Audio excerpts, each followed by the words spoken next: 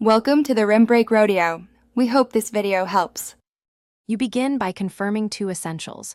Your device OS and the target account are up to date. Once done, open Settings and select Accounts. Pick the exact account you want to sync. Make sure Wi-Fi or cellular is on because sync transfers data. You do this now so the system can authenticate and queue contacts immediately. Also check storage space briefly, since insufficient space can silently block imports. Free a little room if needed. Then proceed to grant permissions in the next step. Next, you grant the contacts permission. This lets the account write and read entries.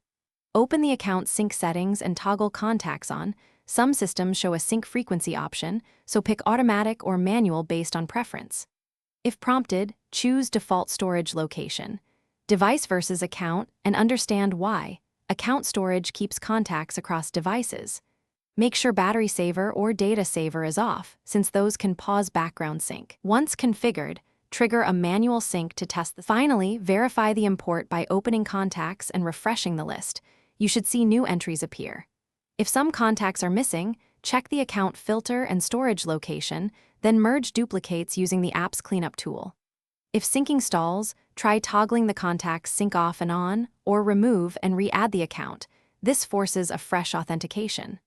One key troubleshooting tip: if errors persist, reboot the device and ensure time and date settings are automatic.